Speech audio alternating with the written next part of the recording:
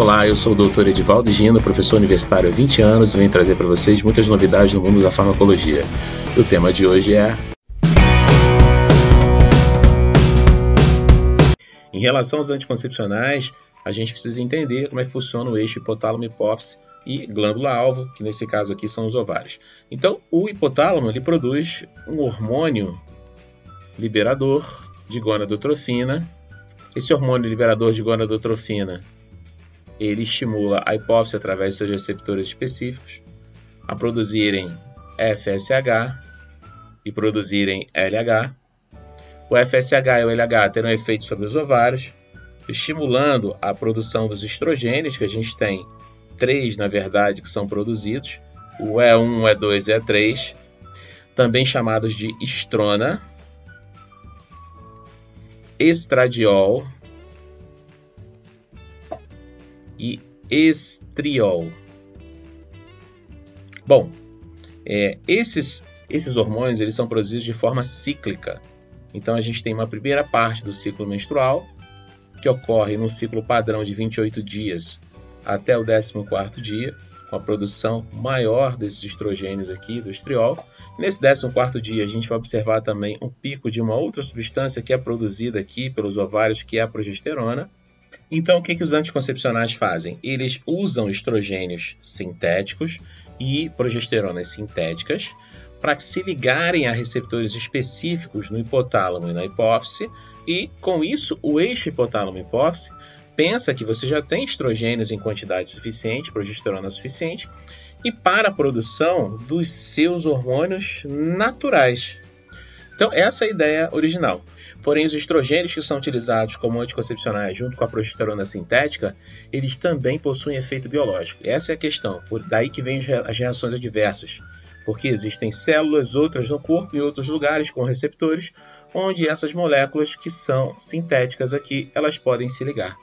E aí produzem efeitos colaterais que são importantes, como retenção de líquido, como produção de lipídio, ou seja, lipodistrofia, como alterações no sistema nervoso central, com alteração de humor, porque na base do cérebro nós temos receptores para estrogênio, que podem alterar tanto a temperatura corporal, que é a questão dos calores, que a gente observa muito bem no climatério, né, quanto a questão de comportamento, que esse hipotálamo controla. Então, os anticoncepcionais, né, eles podem provocar alteração de humor, eles podem provocar retenção de sódio pela urina, podem provocar um quadro de hipertensão, podem provocar uma lipodistrofia, podem provocar, inclusive, alguns tipos de câncer, né? Porque uma célula tumoral muitas vezes tem receptor para estrogênio, principalmente, e acaba sendo estimulado quando você usa o anticoncepcional sintético não endógeno. Entre os estrógenos, o mais utilizado é sempre o etinil-estradiol. As progestinas, a gente tem uma variação, né? Moléculas sintéticas parecidas com a progesterona. Norgestrel, levonorgestrel, noretindrona, etinodiol, norgestimato, gestodeno, desogestrel e hidrospirenona. Bom, as reações adversas mais comuns são problemas vasculares, a gente percebe a presença de tromboembolia arterial, venosa, pode acontecer até de forma mais grave na questão pulmonar, pode acontecer uma trombose cerebral, ou seja, aumenta o risco de AVC, aumenta o risco de embolia pulmonar, aumenta o risco de entupimento do vaso. É importante você observar se tem determinadas partes do corpo onde você tem problemas circulatórios com aquecimento, que isso indica clinicamente ali naquela região ali que está acontecendo a formação de um trombo mais importante. Tá?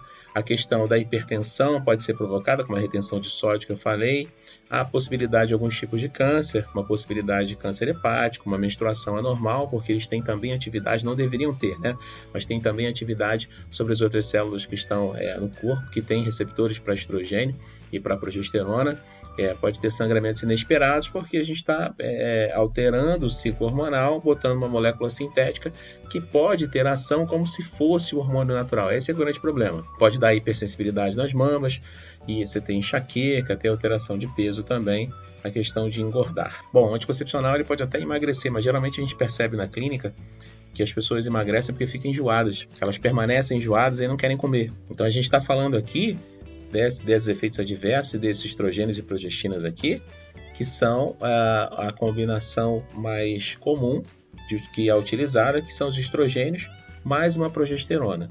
A combinação mais eficaz para evitar a concepção é a pílula anticoncepcional via oral, uso diário, combinação de um estrogênio com uma progesterona. Em relação às progestinas, a gente pode fazer alguns comentários. Elas variam na sua atividade androgênica. A atividade androgênica a gente não deseja, mas ela acontece. Ela pode provocar o crescimento de pelos, então pode querer crescimento de pelos aqui na bursa. A gente pode provocar crescimento de pelos aqui abaixo aqui da orelha, como se fosse a costeleta. A gente pode ter a questão do exortismo, que é esse crescimento de pelo de maneira exagerada. E a gente pode ter algumas características masculinas se apresentando nessas mulheres. Isso porque esses estrogênios eles podem ser convertidos em testosterona no ovário. Então, determinadas mulheres já têm essa característica por natureza, porque é uma questão do funcionamento ovariano dela. Isso pode ser potencializado quando você usa o anticoncepcional, porque essa mulher especificamente, ela pode pegar esse estrogênio e transformar em testosterona e ter características sexuais masculinas secundárias. Bom, e a gente tem aqui o norgestrel e o levonorgestrel, eles possuem uma maior atividade androgênica. Então, norgestrel e levonorgestrel têm maior possibilidade de provocar essas características sexuais secundárias masculinas nas mulheres. Norepinefrina, ele tem uma atividade média androgênica, quer dizer, pode provocar, mas provoca menos. E drospirenona, ela possui uma atividade anti-androgênica. Então, se você tem problemas com essa questão de produzir características sexuais secundárias em você, que é o crescimento de pelo, entre outras alterações, dependendo da situação da doença mesmo em si, né?